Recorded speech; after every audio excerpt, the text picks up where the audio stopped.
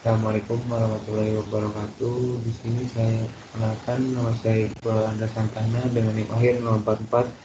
Di sini saya akan menjelaskan bagaimana caranya terkait dengan aplikasi sepeda satelit untuk mengidentifikasi lahan kritis. Nah, untuk bahan-bahan yang disiapkan yaitu citra Landsat 8 yang kita gunakan hanya band 10, band 7, band 5, band 4, band 3, band 2 yang sudah kita lakukan klip dengan layar studi. Selain itu juga kita membutuhkan data SRTN ataupun data kemiringan jika sudah ada. Selain itu kita membutuhkan peta jenis tanah, peta curah hujan, dan peta penggunaan lahan. Yang tahap pertama yaitu kita melakukan koleksi geometri terhadap setiap band Landsat yang kita butuhkan. Nah, ini tahapan yang pertama, ini kita masuk ke proyeknya.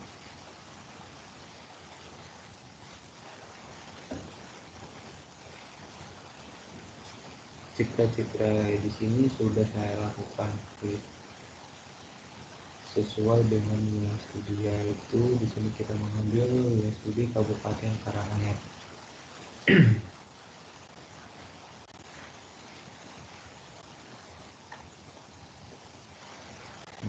di sini saya hanya akan mencontohkan sampel satu band saja karena untuk band-band lainnya saya sudah melakukan pengerjaan. Mungkin untuk mempersingkat waktu saja. Nah, langkah selanjutnya yaitu kita masuk ke toolbox, kemudian ke spatial analysis, kemudian ke algebra, lalu raster kalkulator.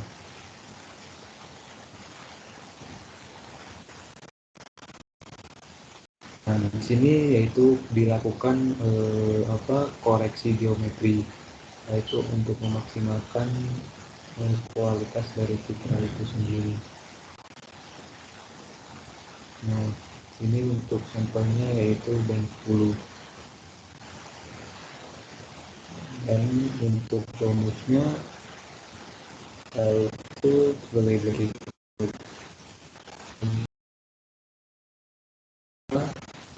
Dikali 0,0002 untuk dikurangi 0,1. Kemudian saya ingin mengarahkan penyimpangannya. Dan di sini kita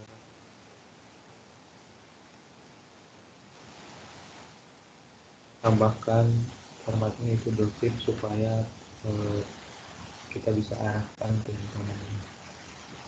Kemudian kita cek kembali apakah sudah benar atau belum. Nah, nilai ini sendiri kita dapatkan dari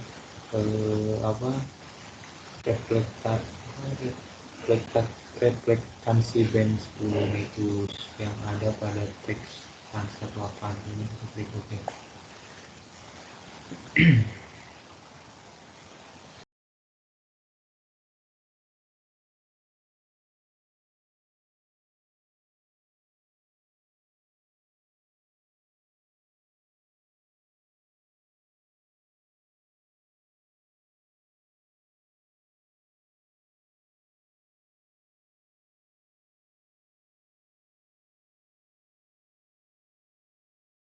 Kemudian di sini masih proses. Nah, ini untuk TA band 10 nya sudah selesai. Nah, kemudian kita ini hanya sebagai sampel secara perhitungan saja, dan untuk yang karena saya sudah melakukan perhitungan untuk band-band lain mungkin langsung saja kita add band 7, band 5, band 4, band 2, dan band 10 tadi itu.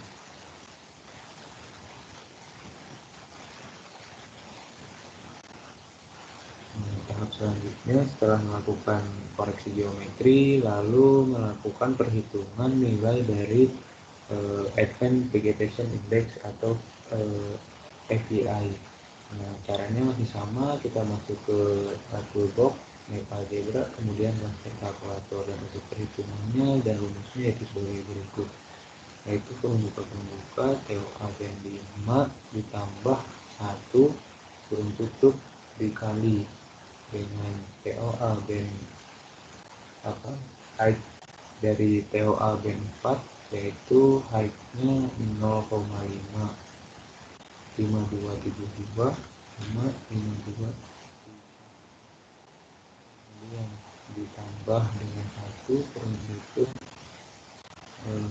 kali kurung buka TOA band 5 dikurangi TOA band 4 kurung tutup, kemudian double kali lalu kurung tutup 1,0 dibagi 3,0 kurung tutup. Oke, kita cek kembali untuk memastikan rumusnya sudah benar.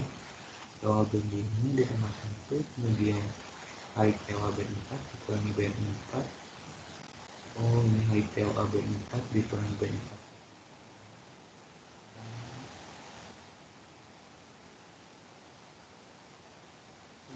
4 dikali TOA band 5 dikurangi band 4. Oke, udah. Arahkan penyimpanannya kita kasih nama.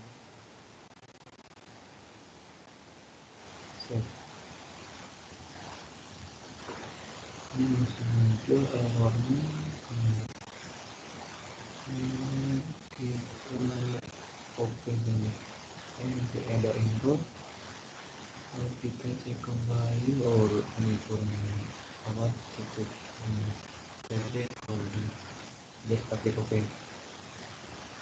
Tunggu prosesnya berapa saat. Prosesnya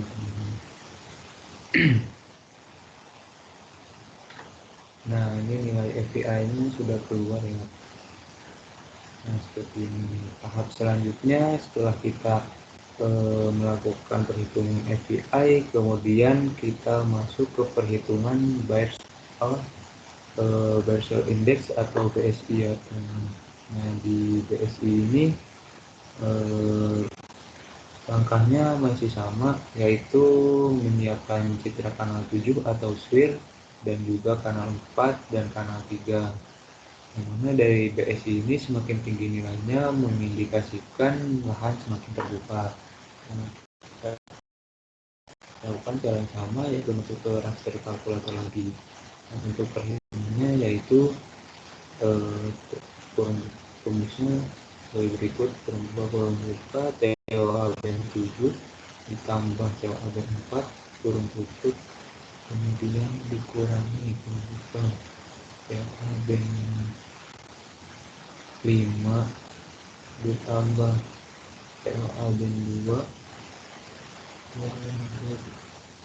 kurung tutup dibagi dengan kurung buka TOA band 7 ditambah TOA band 4 kurung tutup ditambah TOA band 7 dari 5 ditambah TOA band 5 kurung tutup. Kita pastikan kembali kalau rumusnya sudah benar. TOA band 7 sama band 4 band 5 dan 2 dibagi band 7 ditambah band 4 ditambah band 5 kurang ada kesalahan kurang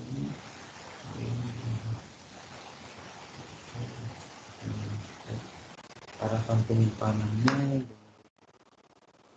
di bsi.pip, lalu kita save, cek kembali sudah oke, kemudian oke.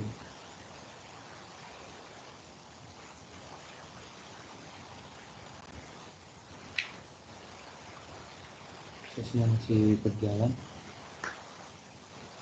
Nah, kemudian di sini kita melakukan proses selanjutnya, yaitu kita mencari nilai dari vegetation density index. Dan untuk vegetation density index ini kita harus melakukan proses yang namanya principal komponen pada toolbox multivariate. Nah, inputnya itu hasil perhitungan BSI dengan API sebelumnya tadi. Inputnya dimasukkan, kemudian untuk outputnya kita arahkan namanya kasih detik, lalu offset, kemudian oke, fokusnya sedang berjalan. Nah, kemudian setelah dapat nilai VDA-nya, kita ke tahap selanjutnya, yaitu menghitung nilai SI atau shadow index. Nah, nilai SI sendiri masih sama, caranya itu udah masuk ke raster kalkulator. Dan di sini ada rumusnya, yaitu sebagai berikut: 1 dikurangi POA band 4, kemudian kurung tutup dikali 1 dikurangi TOA band 3, kurung tutup dikali 1 dikurangi TOA band 2, kurung tutup, kemudian dikali double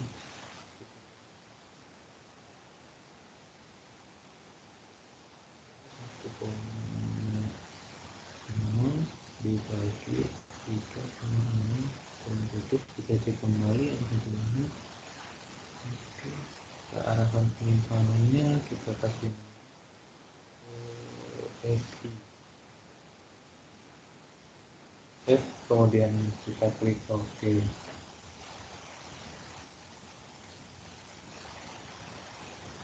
Ya, tunggu tahapan ini.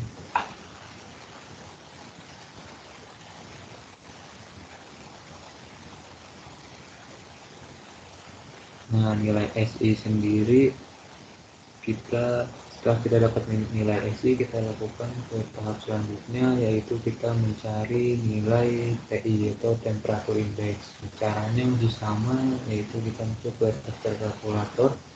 Nah, namun di sini kita harus melihat nilai radians maksimum band 10 dan minimum band 10. Kita bisa lihat di teks pada lansar 8 itu. Namun di sini saya sudah mempersiapkan nilai tersebut. Nah, untuk rumusnya yaitu sebagai berikut: kita masukkan nilai radians minimumnya dulu, yaitu nilainya 0,10033 ditambah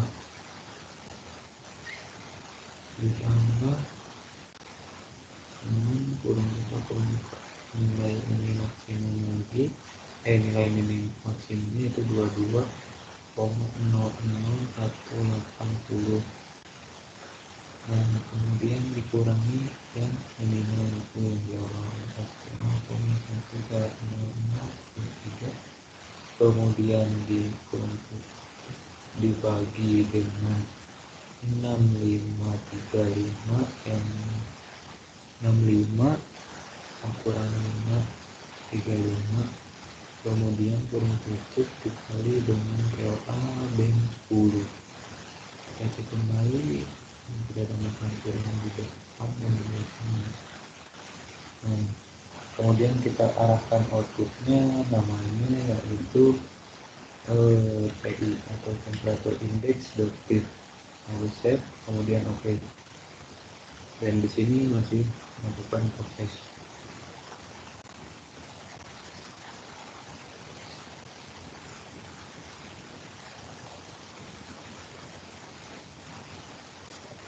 Nah, nilai TI-nya sudah keluar ya. Selanjutnya kita ke tahap selanjutnya, itu mengetahui nilai dari SSI atau Scale Shadow Index. Nah, di sini kita masuk ke menggunakan toolbox, yaitu principal komponen, mana nilai yang diinputkan yaitu nilai SI dengan nilai TI. Hasil perhitungan sebelumnya tadi kita inputkan nilainya dan kita arahkan penyimpanannya, kita ganti nama .tif, save, kemudian klik OK. Nah, tahap selanjutnya yaitu kita masuk ke perhitungan forest canopy density atau FCD, yang mana FCD ini merupakan cara mengetahui besar pohon yang banyak atau jumlah pohon yang banyak di wilayah tersebut, yang mana semakin banyak pohon berarti akan memiliki pengaruh terhadap erosi yang akan kita hari ini. Nah, untuk cara perhitungannya dan prosesnya kita masuk ke register kalkulator lagi. Untuk rumusnya kita masuk ke square root, kemudian kita tentukan nilainya, yaitu kita masukkan nilai PDI, kemudian dikali PDI dikali dengan SSI, kemudian tutup ditambah dengan 1. Saya cek kembali nilainya, itu yang diarahkan penyimpanannya dan dari situ ya selalu oke. Masih proses.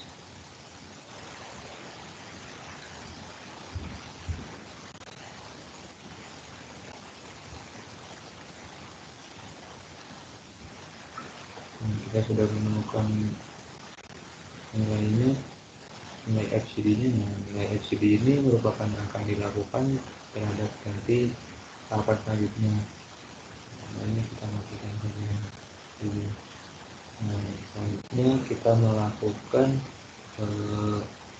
reclassify, ya, reclassify dari nilai FCD ini. Kita masuk ke toolbox, lalu ke spatial analyze, kemudian reclass, lalu ke reclassify. Nah, FCD ini kita masukkan. Nah, di sini kita lakukan reclassify sesuai dengan value-nya. Reclassify, kita masuk ke equal interval, kemudian intervalnya 5. Nah, setelah itu klik OK. Untuk value-nya sendiri, di sini kita mengasih value secara terbalik ya, karena nilainya kecil, berarti nilai FCD-nya kecil, berarti itu sangat akan mempengaruhi terhadap kemungkinan erosi. Sebaliknya ini kan kemungkinannya itu FCD reclass save, lalu OK. Nah, untuk nilai FCD sudah dapat ya, kita langsung ke tahap selanjutnya, yaitu memasukkan SHP jenis atau peta jenis tanah, peta curah hujan, peta penggunaan lahan, dan peta kelerengan. Dan untuk peta kelerengan sendiri, jika belum memiliki, kita bisa olah menggunakan data SRPM. Dan untuk kelerengan yang kita gunakan ini merupakan hasil olahan dari data SRPM. Nah, kemudian dari setiap keempat elemen peta tersebut kita olah dulu nilai-nilainya. Seperti yang pertama yaitu kelerengan ini. Nah, untuk kelerengan sendiri kita harus menentukan nilai dari LS. Nah, LS sendiri kita sudah menggunakan tetapan sesuai dengan di jurnal, yaitu jurnal Setapak. Untuk tampilannya seperti ini. LS mana 0 sampai 8% nilainya yaitu 0,4 dan seterusnya itu ke bawah. Nah, kemudian ini kita dengan cara biasa dengan melakukan backfill, kemudian memasukkan nilai-nilai ini sesuai dengan kelerengan. Nah, respondingnya.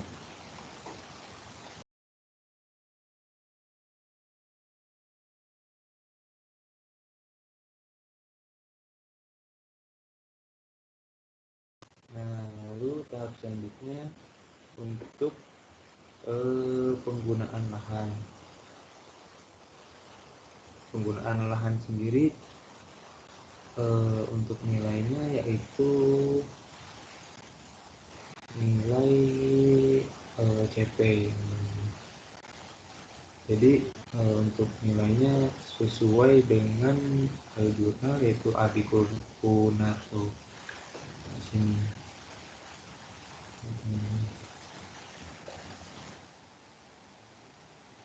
Hutan sendiri yaitu 0,01, kemudian sawah 0,01, hutan 0,001 ya.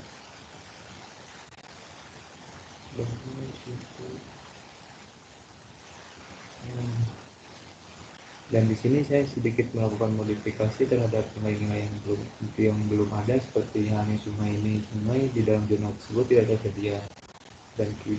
Dan di sini saya melakukan penyesuaian, yaitu nilainya saya sesuaikan dengan nilai sawah, karena nilai sawah itu tergenang seperti itu.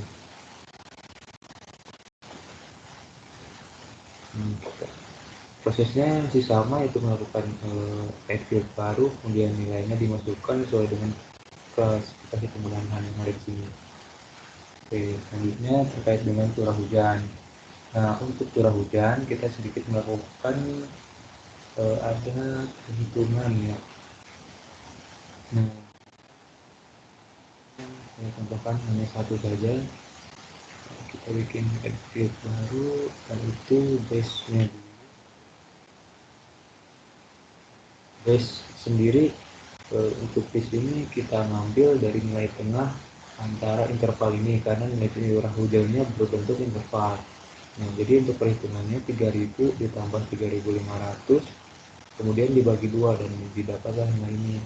Nah, kemudian jika sudah didapat, kita melakukan perhitungan air hujan. Nah, untuk air hujan sendiri ada rumusnya nih. Ini untuk air hujan yang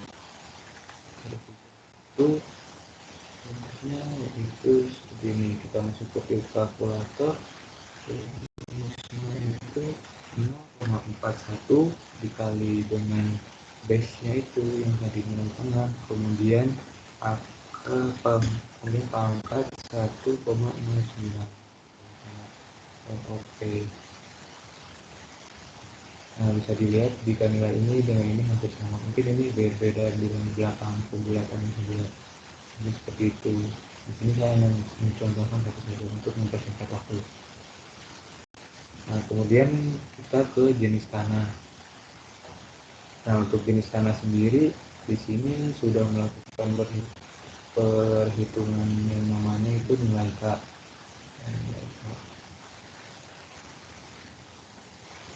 Nilai K ini, nilai K sendiri sudah ada tabelnya, yaitu namanya tabel erodibilitas tanah. Kita hanya melakukan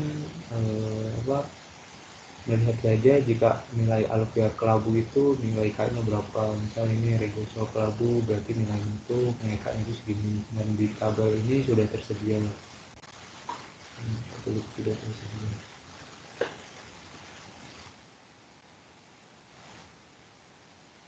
Nah, ini kan untuk keempat data ini kita sudah siap olah terhadap tahapan selanjutnya. Nah, tahapan selanjutnya yaitu kita melakukan konversi ya, yang mana ini merupakan bentuk-bentuk data vektor. Dan di sini kita konversi ke dalam bentuk eh, raster ya. Kita masuk ke tool raster ini, di toolbox conversion tool raster, kemudian polygon to raster. Nah, keempat data ini kita ubah dalam bentuk raster. Nah, sama keringan suka. Kemudian untuk set value-nya jangan lupa kita rubah ya. Nah, untuk rubahnya itu kita ubah ke layering dulu, ke classifying, sorry, ke layering.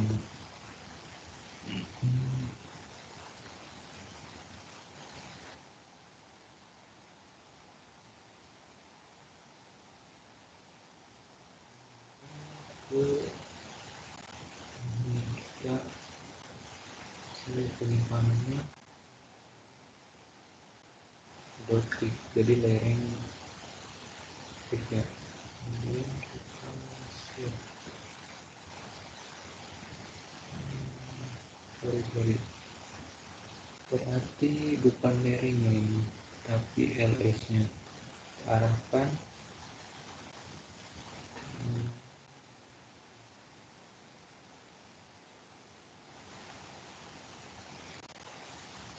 layering dotik. kemudian ke OK. Nah, di sini sudah dapat data lerengnya. Kemudian ke ini apa? Yang penggunaan lahan itu sama polygon to raster. Penggunaan lahan, compute value-nya yaitu nilai CP. Ini PL ini sebenarnya. Tapi yang tadi harusnya namanya itu apa? Keleringan itu berarti LS itu. Oke. Nah, lereng udah kita ke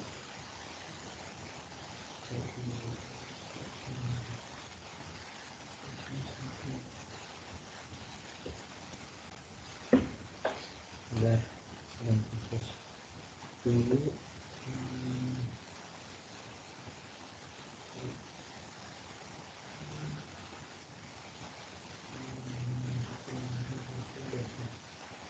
Kemudian untuk curah hujan juga masih sama, yaitu polygon to raster curah hujan.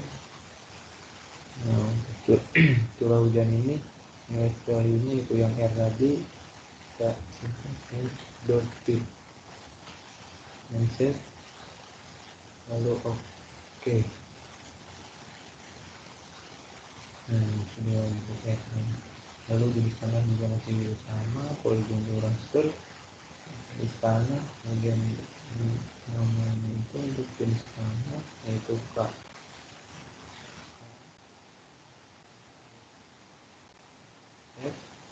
Lalu OK.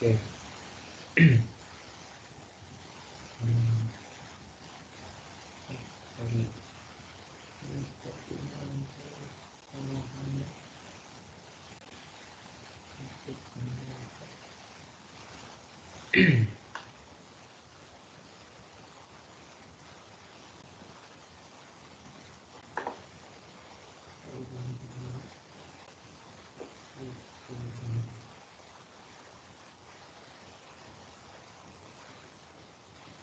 Nah, kemudian setelah merubah format tersebut ke raster, kita mengalihkan nilai K, nilai CP untuk mendapatkan yang namanya besaran erosi lahan. Caranya sama, kita masuk ke yang tadi yaitu algebra raster kalkulator. Nah, di sini kita melakukan perkalian K dikali R dikali CP dikali LS, dan hasilnya namanya erosi.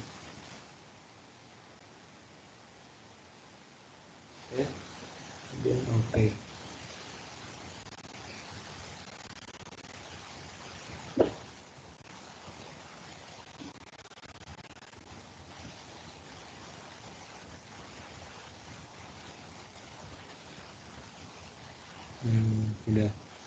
Sudah dapat nilai erosi teman-teman. Nah, untuk selanjutnya kita melakukan polygon to raster kembali ke lerengnya, karena selanjutnya memerlukan data lerengnya mengikuti polygon input field, kemudian set value-nya sekarang itu lerengnya. Nah, outputnya kita arahkan ke bentuk persen dot ya, kemudian sudah, lalu OK. Nah, sudah lerengnya kita sudah dapat lereng, kita lakukan reclassify. Nah, reclassify yang lereng persen tadi kita lakukan reclassify, yang mana nilai yang datar, daerah lereng dengan datar nilainya rendah, dan untuk yang curam nilainya tinggi. Harapan persen kemudian oke. Nah, untuk lerengnya kita sudah dapat. Lalu nilai erosi tadi juga kita lakukan reclassify ya. Nah, erosi kita lakukan, kita ambil classify equal intervalnya 5. Oke. Kemudian untuk erosi ini, jika nilai erosinya tinggi berarti kekritisan juga tinggi, dan erosinya rendah kekritisan mungkin nilainya masih tetap kan. Erosi kelasnya erosi, kemudian oke.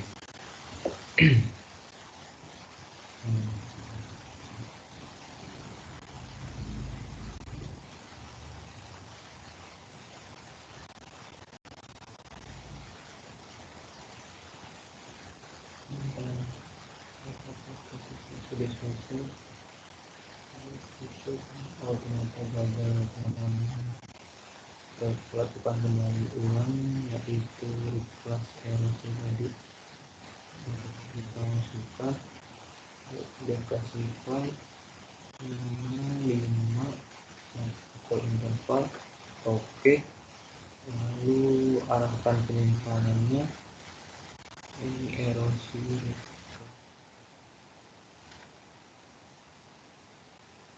Oke. Kemudian kembali oke. Nah, oh ternyata ini banyak seperti ini. Kita lakukan di kelas yang itu untuk mendapatkan 5 kelas ini. Masukkan datanya dan classify, kemudian equal interval, intervalnya 5. Oke. 1 2 3 4 5. Kemudian akan kelas erosi sini kami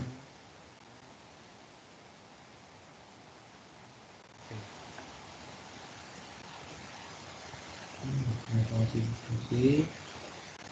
mungkin mungkin kita harus lakukan reclassify sampai yang ini. Sebentar. Reclassify, masukkan data reclassify, kemudian equal interval, datanya kelasnya 5. Oke. Mungkin sekarang mudah-mudahan bisa ya.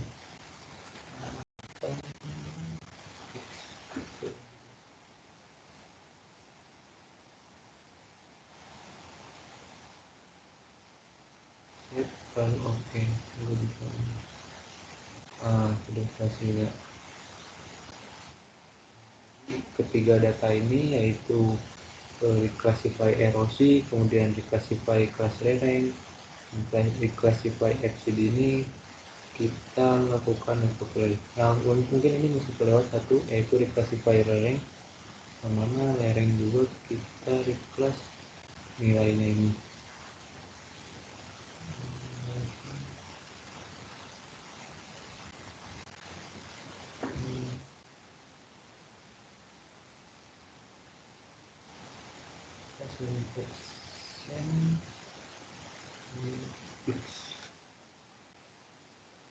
Kemudian oke. Oh, masih belum mau sebentar. Kita masuk ke reclassify kembali. Kita masukkan ini reclassify-nya, lalu value-nya telepon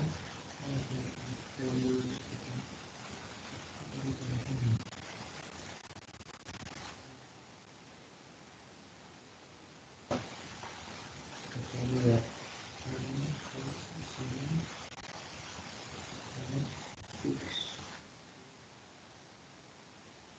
Save, kemudian oke, sudah bisa sekarang. Ternyata masih tidak mau nih, kenapa ini? Mungkin kita ubah di sini ya, di simbol ini classify kelasnya 5.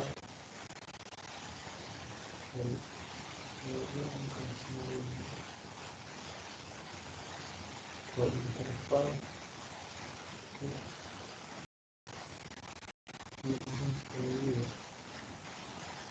Oke,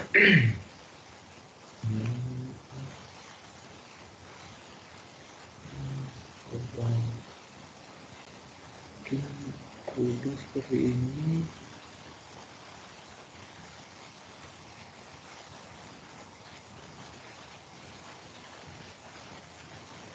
Mungkin kita langsung coba ke white overlay aja ya.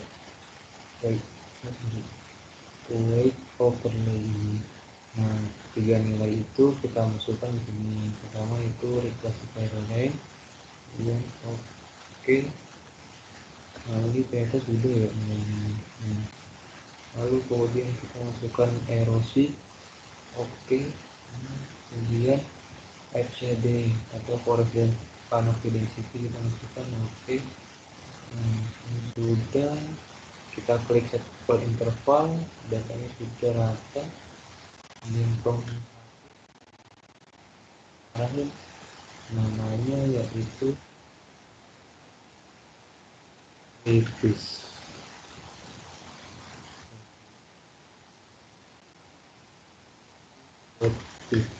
Kemudian save, lalu oke. Nah, sini kita sudah menemukan